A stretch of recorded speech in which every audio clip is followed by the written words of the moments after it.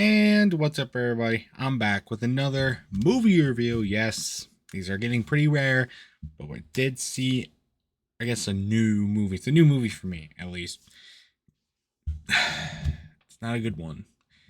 I never thought that there would be a movie that would rival the just wackiness and craziness of the Starving Games, but I think we found at least a contender for that title, and it is Willy's Wonderland. This movie was released back in 2021, as kind of a FNAF type movie, styled very similarly to what you would expect the movie adaptation to FNAF would be. And I'm saying that not as going off of the actual FNAF movie, because this movie did come out before the FNAF movie. So there you go. But they are styled very similarly. For and then pretty obvious as to why they kind of just changed the characters and like the branding and stuff, and it's different character people acting as well. That kind of thing. A lot of that. Oh my god. This is a wild movie, so just stick around for this review. I got a lot of thoughts. Let's just jump straight into it, shall we? Um, so first off, the main character of this movie is Nicolas Cage, plays the main character. Good start. He's a good actor. Until you realize he does not say a single word in this entire movie. I want to know why that is. I don't know why that is, but I want to know why. He did he not did they not offer him enough money to where he's like, okay, I'll do this, but I'm not going to say any words? Or did they purposely write in that he wasn't going to say anything? Or did he request to not say anything just for the fun of it? Or like, what the fuck were they thinking? And here's the thing. It works. It just ends up working. It doesn't make any sense, but it just ends up working. Like at the beginning, right? At the first like 15, 20 minutes, maybe 30 minutes of the movie, it feels a little weird, right? It feels weird like when characters are trying to talk to him and he's just not saying anything. But once he like gets things going, once he's actually in the building and kind of just on his own interacting with the animatronics and stuff, it flows well. It makes more sense. So I guess that's just how it works. I mean, I was flabbergasted that one, that they did it at all, and two, that it worked. Man, it was crazy. And somehow Nicolas Cage is still so badass in this movie. The fact that he just mauls these animatronics like they're nothing, and just makes it. There's so many badass action scenes in this movie. All the animatronic encounters feel like really really intense boss fights. Especially the farther you go in the movie, the more that you realize how like crazy, like how just insane these fights get. They are insane. Um, they're great though. They are great. And stuff like that. It's awesome. It's really badass.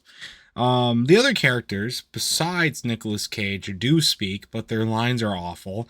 God, they are terrible. I don't know who wrote these. I don't know. Or I guess it was probably a team of people that wrote them, but it's also a little bit about execution too. They just feel like they were trying really hard to mimic the like special like rebel teen demographic, and they just did not hit it at all. And they really tried hard, but they just didn't do it. Um, Another quote that stood out to me was it was when the I guess the real antagonist of the movie. I don't know who the true antagonist of this movie is, but I like when he introduces himself to Nicolas Cage. Says the name is Tex, like the state. I cringed so hard when I saw that when that line was said. Tex is not a state. First of all, Texas is a state. Tex-Mex is a food. If you were going for that, it's still not a state.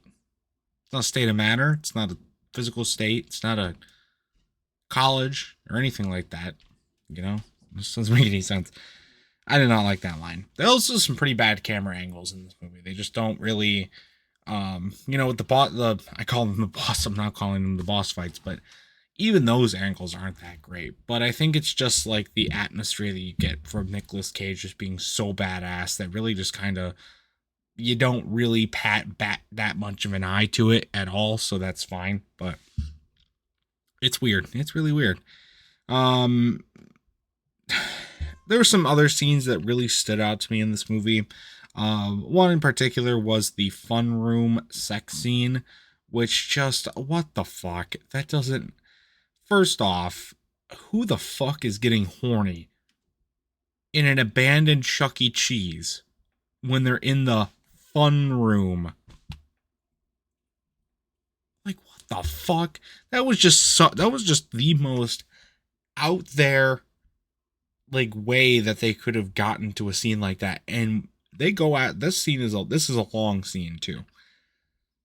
So they really went all in on it, and wow, it was an experience. I'll say that. Um you can also tell just throughout the movie throughout the entire movie, the effects are pretty cheap. The sounds are cheap. The gore is cheap. A lot of the set pieces feel a little cheap and stuff like that. They didn't.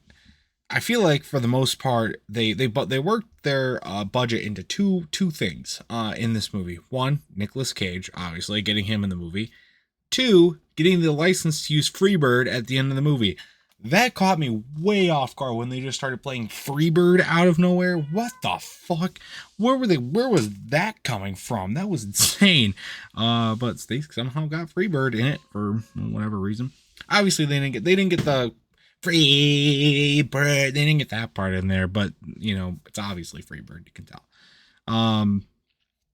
The story for this movie too, it goes there. It goes pretty far out there. I will say. There's a ton of lore. They do a lot of explaining. There's a lot of good deep character arcs as well. With some of the side characters and kind of like the twists and turns with like the police officers and all that stuff, like kind of how everything came to be. So it gets pretty deep, which I wasn't expecting for a movie like this. That seems to be a little cheaper made, and stuff like that, kind of going in a different direction. I wasn't expecting them to go that deep with the story, but I think it does work, and I think it does add some true substance to the movie. It makes it something a little bit more investing to watch, and you're actually like trying to actually take the movie seriously, instead of just watching it for the funnies. I think that's kind of where the movie kind of redeems itself in a true way. Not just like, oh, it's funny. Even though it's bad, it's funny. It's like, oh, this is actually there's actually some decent parts, and some is doing a lot of carrying with that word, but at least it makes it somewhat watchable.